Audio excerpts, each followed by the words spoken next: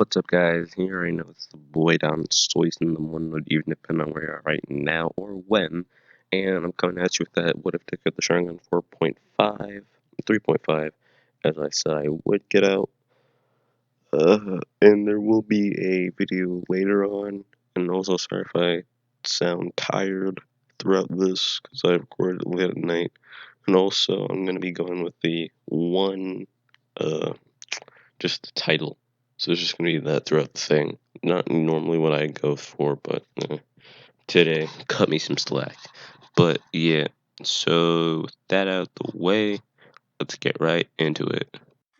This might be sort of a spoiler, so if you haven't already, go read the My Hero Vigilante spin-off chapters 59 through 65, which covers Aizawa's backstory, and really is just like pretty good, so I would recommend it.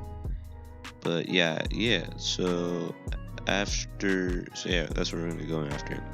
So how this goes is that Aizawa's old friend Oboro Shirakumo Oboro, what I'm meant to say, would still have the quirk Cloud, which is a quirk that grants him access to a miniature cloud that he can freely control. And while the two were out on a patrol one day, Aizawa would get a call from Hisashi, who would later be known as President Mike, Hisashi Yamada, who would later be known as President Mike, and they'd be told to evacuate the area, as a villain was heading that way. The villain had the ability to absorb the impact of quirks and release them back as like strange squishy bombs. As the two heroes in training once find a class of kindergartners that they were just talking to, that they had worked with before, they went over there so they could warn them about the incoming danger. The villain, though, as they were going to warn them, could be seen coming their way at the same time. The villain, named Garvey, would be shooting blasts in their direction, and two blasts would hit the building that they were by and would cause rubble to fall. Shirakumo would see the kids and their teacher were about to be crushed and use his cloud to shield them. He'd then try to run out of the way from the rubble, but another blast would get sent in their direction, and the rubble was about to crush Aizawa. When he saw this, Shirakumo pushed him out the way, but in doing so, he got hit by some rubble, and he fell. As the dust began to settle, Aizawa got up and saw his friend, lying on the ground with half his body being crushed by debris. He instantly ran over to him and began to try to move the rubble, but he was told to stop. Shirakumo said, "I don't think I'm gonna make it. I got hit pretty hard, and it's crazy that I'm even still conscious. But most importantly, you gotta focus on the villain, Aizawa." Shota told him that he couldn't leave him, but got a response of, "You have to. You can't waste time on me when other people could get hurt, buddy. Before you do, though, I want you to tell me something. How does my eye look?" He asked this because he had his eye open during the conversation. This was because he felt something as he was learning to save Aizawa, a strange sensation in his eye, and was able to move. And when he did, he was able to move his body faster so that he could push his friend out the way. He then opened his eye and he asked, "How does it look?" Shota described what he saw, which was that his eye turned red with a black hook. Oboro thought as much, and he called over the teacher, who had a medical quirk. He asked her to be able to transplant his eye to Shota's.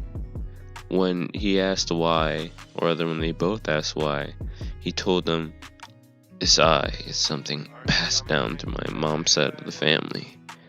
A power that grants great power to its wielder. The Sharingan. Use it, Shota, so you can beat this villain, and I'll be there to see it too." Aizawa tears up, but agrees, and then the teacher begins the transplant. After she completes the transplant, Aizawa grabs Oboro's hand and says, "I won't fail." Oboro told him, "I know you won't. You're the only one who needs the assurance. You got this, buddy. Go." After saying that, the light fled from Shirakumo's eyes, and his arm and hand began to go limp. but a smile of reassurance stayed.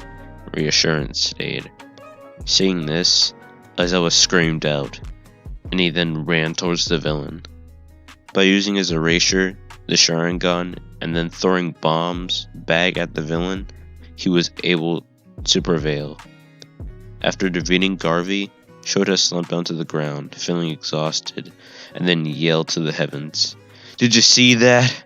I did it, Shirakumo! I won!"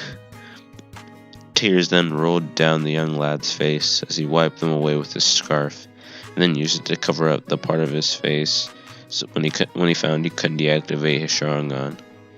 Sitting there for a minute, he then got up and checked on the kindergartners and the teacher. When they said they were alright, he proceeded to thank the teacher, and then they left. He stayed. Backup and ambulance then showed up, but saw that the villain had already been taken down, and all they had to do was check in on the people and see if anyone was hurt. Shota was unapproached and asked what happened.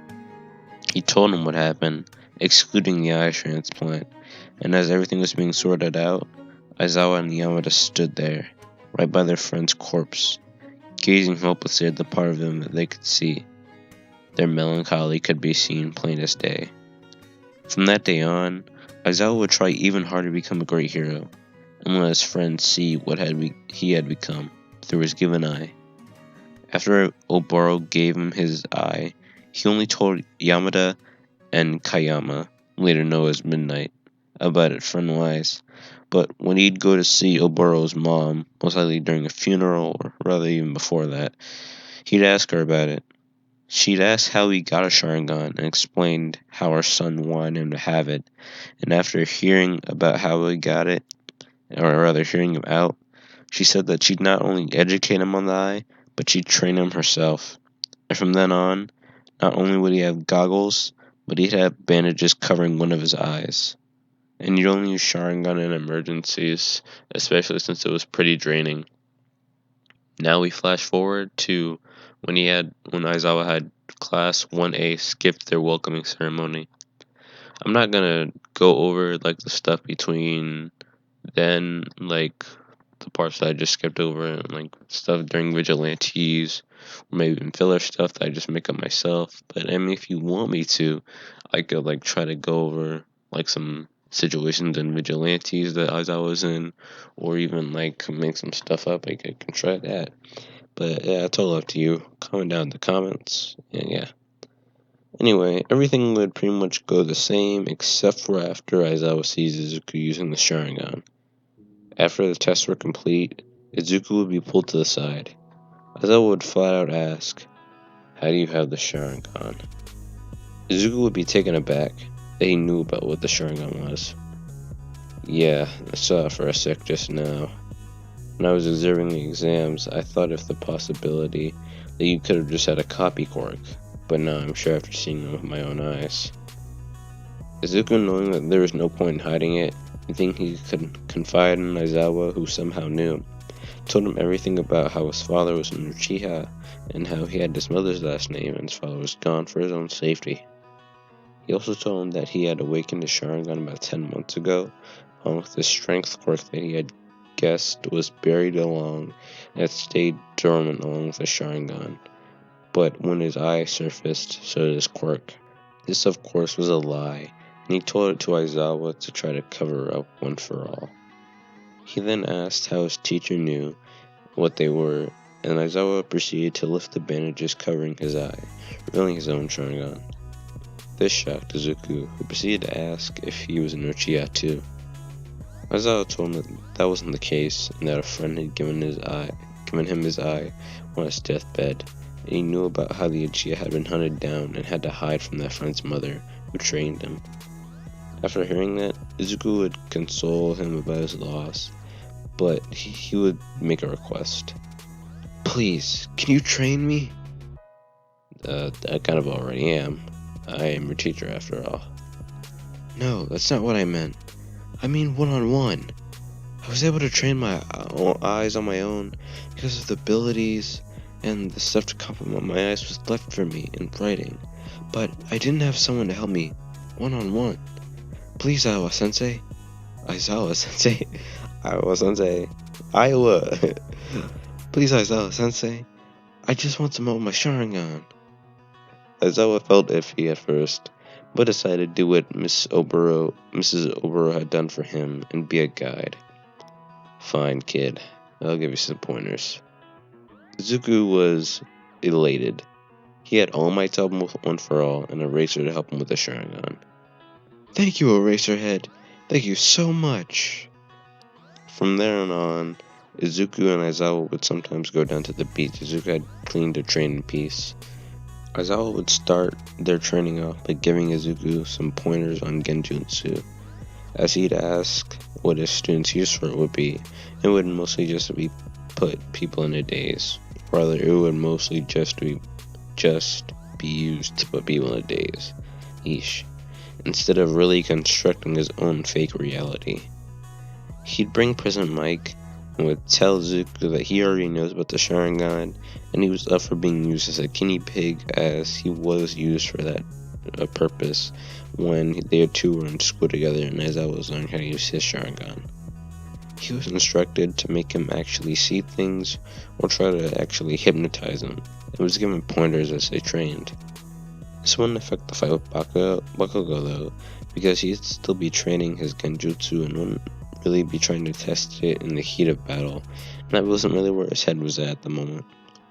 Now we go to the USJ, which I originally just skipped right over, not seeing much change. So, now things do change, luckily, and I can go over this. So, everything would pretty much go the same up until Eraserhead starts fighting villains. While in combat, he sees Kurogiri approaching his students. Right before he could teleport the kids away, Aizawa would have taken off his bandages, and when he put on his goggles, and he would find Todoroki in the crowd. When he did, he began to run towards Kurogiri, and when he did, he used Shoto's quirk that he copied, and created an ice path that he slid on. And when in range, he'd blast some fire at the villain and interrupt him from teleporting everyone. He'd then look at him and erase his quirk while pinning him down by his neck brace, before he could try it again. He then told Shoto to come over, and he had him freeze him in place and guard his body, which wasn't a problem for Shoto since he was a long-range fighter. 13 would still have been taken out though. Speaking of 13, I thought that was a girl when I first saw him in the anime, but I now know it's a dude. It might have been because of the dub, but I don't know. Tell me if it was like the same for you guys. Kinda like how with Frieza. I thought Frieza was a girl when I first saw him. And Zarbon, but anyway. Aizawa along his students would fight against the surrounding villains and were making short work of the thugs. While they were though, Aizawa quickly and non-discreetly told Ida that when he saw the chance, he was to run, and he was to escape and get help, which he did. Shigaraki could tell that his goons weren't making much of an impact and decided to whip out the big guns. He then directed his Nomu to retrieve Kurogiri. At that command, the Nomu bulldozed through the crowd, friend and foe alike. When Todoroki saw it was getting too close, he tried to freeze it, but it was able to rip itself out of the ice and then literally swat away the young lad. Away the lung lad. Haha. It then crushed the ice, encapsulating its comrade's body. Then he brought the body to Shigaraki, and his next order was fight. Nomu then ran towards Bakugo, who tried to blast it, but it had little to no effect. And just as he was about to get socked, Aizawa used his bandages to pull Bakugo out the way in time. He then decided to take the Nomu on by himself, but even with the Sharingan and his erasure, it didn't go too well. As Izuku saw that his sensei was about to be completely manhandled, he knew he had to help. He then powered up and attempted to get a hold over something that he'd been trying to master for a little bit. He then spread one for all consistently throughout his entire body. He smirked and ran at the Nomu while yelling, 5%! Full cowling! As Izuku charged forward to help his teacher, his classmates joined in, trying to help take the Nomu down. Even with their combined efforts though, they couldn't beat the Nomu. Izuku even pushing his full cowl to 8%. They were being beaten, but then All Might would have busted in, having ran into Ida while he was coming back to check on 1A, and he got to the USJ as fast as possible after hearing that they were under attack. From there, everything would pretty much go the same. This is really, All Might would go and he would fight Nomu, as everyone would back up and give him room. Battle would pretty much be the same, though after seeing that All Might must have ran out of time to be able to stand his buff form, Izuku would copy Shoto's half hot, half cold, and he'd put up walls of ice around All Might, and then confront Shigaraki himself, and would be backed up by his class. There would be even more backup though, and they would show up in the form of heroes that Ida went to alert. With that, Shigaraki and Kurogiri would take their leave, and the scene would be taken care of. So with that, guys, that's going to be the end of the episode. Tell me how you like that.